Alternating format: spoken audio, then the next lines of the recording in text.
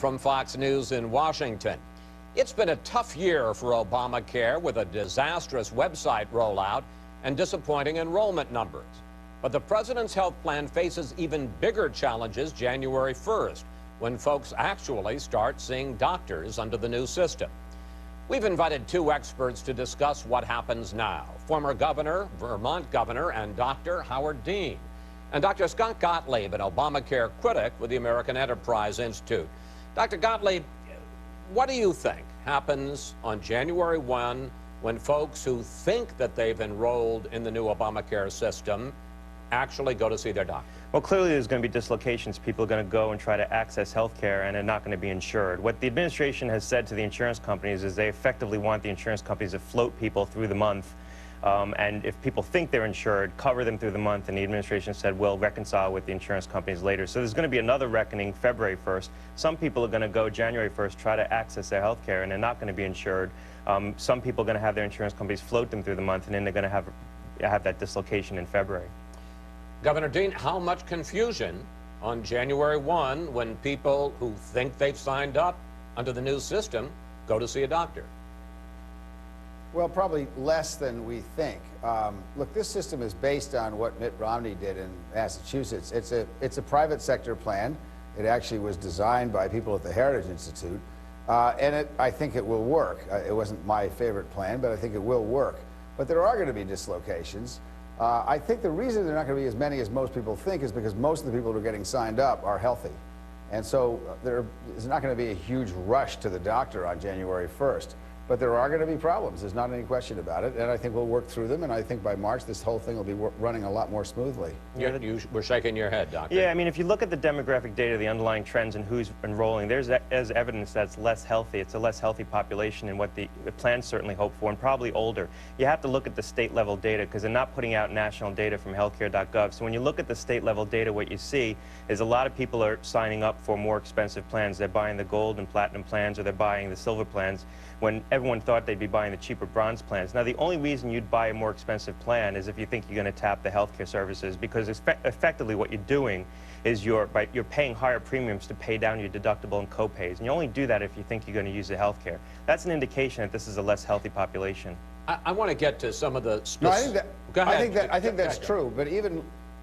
Go ahead. I just say I think that's true. I think but in general, most people don't go to the doctor every single month. You have to be fairly unhealthy to have to do that. And so I do, you know, Scott's not wrong about that, though. I think he's right that what he just said, that the data does show that less healthy people are signing up. Younger people are signing up less frequently than hoped. I want to get into some of the specifics of what people are actually going to do. This is not going to be an enrollment issue anymore. It's not going to be a website issue. It's going to be between you and your doctor and your doctor's office when you want access to health care, and whether or not that's covered or not by insurance companies. One of the president's big promises, of course, was if you like your doctor, you can keep your doctor. Dr. Gottlieb, you say not only is that untrue, but in some of these plans, you may have trouble seeing any doctor. Well, they're very narrow network plans, and they exclude a lot of specialists. People might have to travel far distances to see a specialist. We've looked at the networks, we've interrogated the plans, and sometimes you have to travel 50 miles to see a urologist, for example. I found plans that don't have a single dermatologist that does skin cancer surgery, for example. But there's also an issue with the drug formularies. These are what we call closed formularies, which means that the only thing that gets covered are the drugs that are on that list. And if your drug isn't on that list, it's not covered at all. And the out-of-pocket costs don't count against your deductibles or your out-of-pocket maximum. So people are going to be very surprised. This is really a throwback to the old 90s models of HMOs, when people really rejected those plans and preferred provider organizations instead, which gave them more flexibility. People made that trade. But you had an analysis where you said, I think it was in San Diego, that there were 7 pediatricians in the entire network for the entire county of San Diego. Right. There was a plan in Florida actually had 7 pediatricians for about 250,000 children in that county. But we found similar things in San Diego. We found it in New York as well, where plans only had 7 or 8 cardiologists, you know, a handful of urologists that were 50, 60 miles away. It's more on the specialty side. There's not a lot of specialists in a lot of these plans. Governor Dean, let me bring you into this. First of all, how troubled are you that the president's big promises of 2012 and 2013, if you like your plan, you can keep your plan. If you like your doctor, you can keep your doctor, turned out to be untrue? And then specifically, Dr. Gottlieb's point that you may have trouble in, especially if you want to see a specialist, finding any doctor in some of these plans. Yeah, that's going to happen in a few plans. Remember, this is the insurance industry that's running this, and the insurance industry always squeezes costs by eliminating possibilities of seeing people. I think that a lot of these people are going to know, a lot of people who signed up are going to know that they've limited themselves to closed networks and closed formularies, because that's what makes their plan cheaper. But I do agree, and I actually don't think, for the most part, that the Obama people get the blame for this. For example, in New Hampshire, they had a network that excluded a ton of hospitals. That was really the problem of the New Hampshire Insurance Commissioner. They have to pass on these plans being offered. So, but wait a minute, Governor, Governor, if I may, what about the president's promise? If you like your doctor, you can keep your doctor. You're now telling me in New Hampshire that's not true. For the most part, it will be true, but it's a little like the other promise. It won't be true 100% of the time. That's true. Well, the other piece of this is you can't buy up to a higher benefit. People think that if you buy into a gold to platinum plan, you're going to get a different network. You don't. In most cases, the network of physicians is exactly the same between the bronze and the gold and the platinum plan. The only thing you're doing is paying higher premiums to basically buy down your deductible. So there really isn't a lot of choice. Well, except please. Well, you do have a choice between insurance companies, though. You can't choose between different gold and... Yeah, not in every state. 60% of counties in this country only have 2 insurers. But it's true, in large metropolitan areas, you will have a choice. I want to get to this question. But that was also true. That was true, Scott, though, before Obamacare. Alabama, for example, essentially had one company that was doing 85% of the health insurance business. Gentlemen, I want to get to this question of cost, because this was another one of the president's promises. He said that, generally speaking, under Obamacare, you will pay less for your health care than you did under the old system.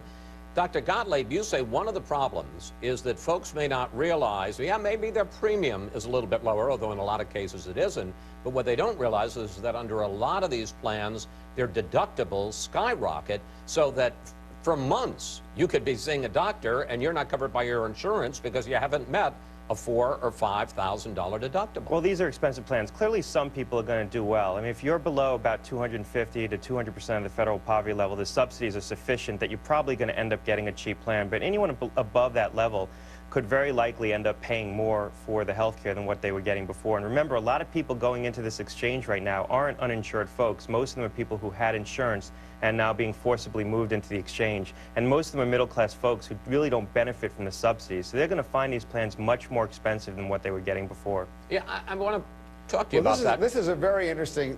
Governor, let me just make the point. Okay, go ahead. Sorry. Because particularly for people who aren't going to get the subsidy or may not get a full subsidy, and especially those folks who have bought into the bronze plans, you've got deductibles that are $5,000. You could have to go to your doctor for an entire year and not reach $5,000, particularly if you're not that sick. Well, first of all, Scott's right. There will be a substantial number of people who are going to get subsidies who didn't have insurance before, who may have had insurance and they're going to save money. So they will see lower premiums to them. They won't cost less, but they'll be lower premiums to the buyer. But here's the interesting thing I find about the deductible argument. The deductible argument is such a classic Republican argument. This is what Republicans have always wanted. Have patients put more skin in the game and they'll be more careful about what they spend. And now we have the spectacle of Republicans attacking the high deductibles just because they're so desperate to attack this plan on any number. This is a Republican idea. Have higher deductibles. Patients put more skin in the game with their own money, and they're more careful about how they spend their money. But these aren't really high deductible plans. The idea of a high deductible plan is a lot of the routine stuff you pay for out of pocket, but you're covered on the catastrophic stuff. Here, what's happening is a lot of the routine stuff is paid for in full because of the mandates, where the deductibles and the copays are going to hit you is on the more important stuff. You'll get free surgical sterilization if you're a woman, but you might not get cancer therapy paid for, first dollar coverage on that. That's the problem with these plans. They're not truly high deductible plans in the traditional sense of how we think about them. Let's turn to another subject, because I want to cover as much of this as possible about what people are going to be facing. There's been a lot of talk, and we talked about it briefly here, about who's signing up and the fact that it may be older, sicker people, and that therefore the insurance risk pool isn't so good, and that there may be more cost to the insurance companies. Dr. Gottlieb, under the risk corridor provision, risk corridor, it's a term of art, and you can help explain what it means, of Obamacare, what are the chances that the federal government may have to bail out some of these insurance companies this year or next year because they're paying out more in premium, in benefits than they're getting in premiums. Well, the cost per beneficiary is going to be much higher than anticipated, but the total cost probably won't. Really, what's going to help offset the losses from the insurance companies is this reinsurance fund. There's a $25 billion fund that's basically paid for with a $50 to $70 tax on everyone who has private coverage. Unless you're in a union plan, they were exempted from it. That reinsurance fund is going to be used to offset some of the losses from the insurance companies, about 2/3 of the losses. So the insurance companies really aren't going to take very big losses this year. Premiums will go up in 2015 as a result of the bad experience, but not as much as you'd think. The bigger issue is plans not getting into this market. When I talk to actuaries who are preparing bids for 2015 for health plans, what they're saying is the only plans that are looking to get in are the Medicaid plans that didn't get in this year. Governor Dean, we got a couple of minutes left. I want to take a big picture with you. Back in September, just before the launch of Obamacare, you were quite critical of the critics of Obamacare, and you said this: I think when they see what this looks like, this debate that we're having, which is outrageous, is going to look really stupid. Question: after all of the problems with healthcare.gov, after the fact that it looks like a million plus people are going to sign up by the end of the year, but almost 6 million people are going to have lost their policies because of the cancellations, do you still think the critics of Obamacare look, quote, really stupid? No, I think they look incredibly partisan, though. Scott is an exception to this. Scott and I have debated before. He knows the facts. He knows what he's talking about. And I don't think what he has to say is based on partisanship. Most of the stuff that you see in the paper, if you see it in Congress, on the floor of the Senate and the House, that are criticism, is hocus pocus and nonsense. Yeah, but wait, forgive me, sir, but I mean, when it was the website, which was, I think everybody would agree, the president called it a disaster. Right. When you've got 5 million people who thought they were going to be able to keep their plans, who were 6 million who got canceled, that's not partisan, that's just fact. No, but yeah, but all the hyperbole and the socialist system and doctors are going to quit and all this stuff, it's just not credible. How about the part I asked you? Are there some serious problems here? Yeah. How about the part I asked you about, Governor? Are there some serious... I'm sorry, what's that? I say, how about the part I asked you about? Yeah, the website was badly rolled out. There's nobody would dispute that, and it needs to be fixed. I think the first year is going to be more successful than most people think. I think you're going to get a lot of people who have insurance that didn't have it before.